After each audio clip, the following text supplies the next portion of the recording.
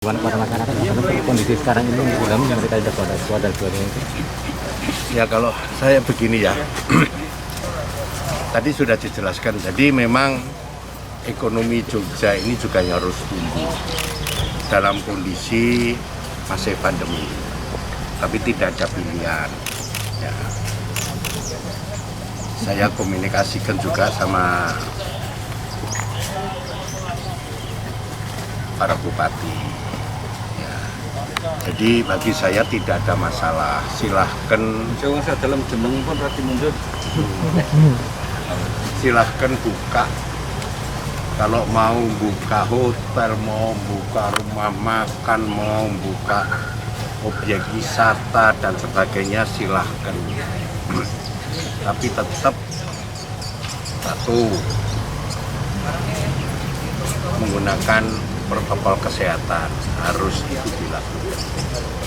Karena biarpun nanti COVID ini daruratnya dicabut, kan belum tentu corona itu juga hilang.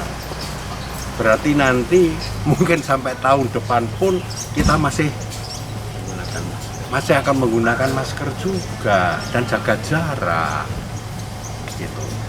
Tapi ya bagi mereka yang sakit ya silahkan ke rumah sakit, hanya gitu aja. Seperti kalau demam berdarah maupun penyakit yang lain kan gitu. Ya hanya saya telponi bapak-bapak bupati, ya kan. Bapak, kalau buka pariwisata di Kaliurang, di Parangtritis, di mana, di Gunung Kidul, silahkan aja. Tapi nanti lain waktu. Tapi yang datang itu kan bukan hanya orang Jogja. Nanti kalau lain waktu, ternyata mereka ada yang positif. Ya, itu bagaimana kita akan tracing?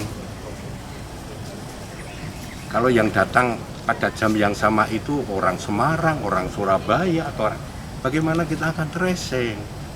Itu Bapak lakukan enggak? Enggak. Hanya masuknya itu di termogan aja. Nanti saya sehat atau siapapun yang sehat pada waktu ke Parangtritis atau ke Kaliurang. Tapi begitu dia pulang dari sana, kebetulan bukan orang Jogja, diperiksa positif. Dari hari tersebut kan kesulitan. Lah saya bilang, ya kan, kita kan bapak-bapak, mas, mbak tahu, kita punya kerjasama sama kota. Istilah kota itu QR code,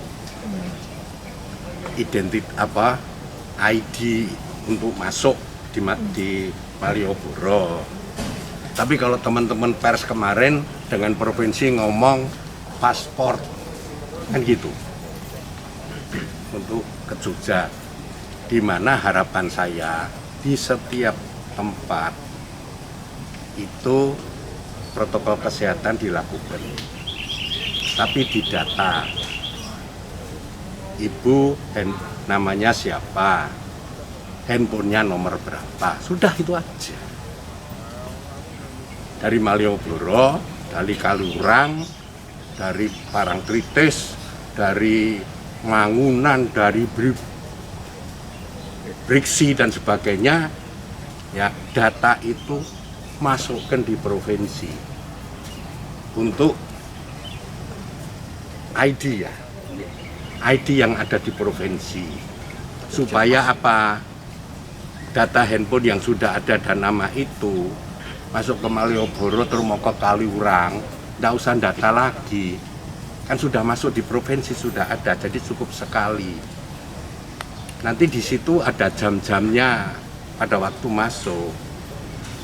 Dengan jamnya yang masuk itu, kalau ada di antara mereka yang jam itu ada yang akhirnya biarpun dia orang Semarang, dia orang manapun positif, itu tracingnya di dalam daftar itu ada jam sekian. Oh si ini nomornya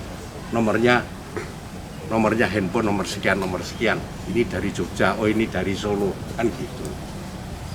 Sehingga kita tidak kesulitan. Kalau enggak, nanti ya COVID kedua yang terjadi. Tapi kita kesulitan untuk tracing gitu loh. Ngarsa Dalam, apakah berarti nanti Agustus akan diterapkan normal baru di Jogja atau seperti apa Ngarsa Dalam? Belum kita lihat anunya dulu, kita lihat apa kondisi yang real, ya kan? Dalam arti selama ini tanggap darurat seperti ini, ya kan? Itu faktanya kita di sini itu sehat, tapi begitu keluar pulang bawa penyakit, kan gitu. Selama kondisi ini yang terjadi, kita jadi tidak bisa mempredik. Sebetulnya Jogja itu pada peaknya itu sudah terjadi belum, sehingga kalau sudah pasti turun. Nah sekarang sepertinya sudah landai, tapi itu naik lagi, kan gitu. Landai naik lagi, gitu loh. Saya tidak mau tergesa-gesa, ya kan? Sampai kita lihat nanti dengan dibukanya pariwisata dan sebagainya itu kecenderungan positif itu besar atau kecil. Dengan pasar yang coba kita tata, biarpun kita juga tidak mudah untuk menata itu, tapi kecenderungannya besar atau kecil. Tapi kalau besar ataupun kecil pun tetap dalam keadaan darurat, memudahkan saya untuk mengobati yang positif. Nek darurat tak cabut, ono sing positif, arep ngobati nganggo PCR, arep swab, aku kudu lelang, lah kan susah. Lilangnya 45 dino, gitu loh. Dengan perpanjangan. Nah, tapi dengan kondisi apa? Kondisi darurat, itu mau beli kan tinggal beli. Yang penting nanti dipertanggungjawabkan, gitu loh. Tapi nek ora kan kudu lelang. Nah, lelang kan 45 dino, gitu loh. Jadi hotel mau buka dan sebagainya silahkan, jangan merasa terganggu, karena darurat itu hanya untuk saya bisa mengambil kebijakan di dalam mengaplikasikan untuk ngerem COVID-19.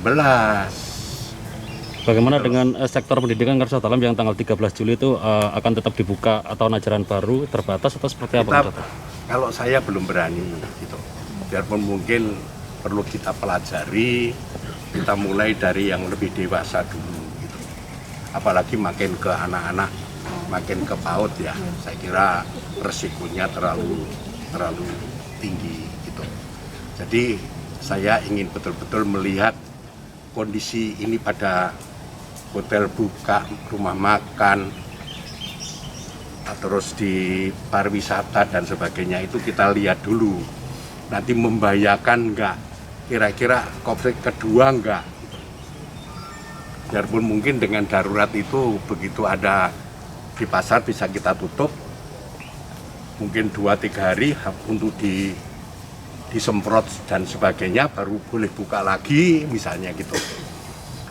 Tapi kalau seperti ini kan kita jadi makin takut untuk anak-anak bersekolah kan gitu. Tapi kalau hal-hal seperti ini ternyata tidak seperti yang kita perkirakan, dalam arti landai-landai saja.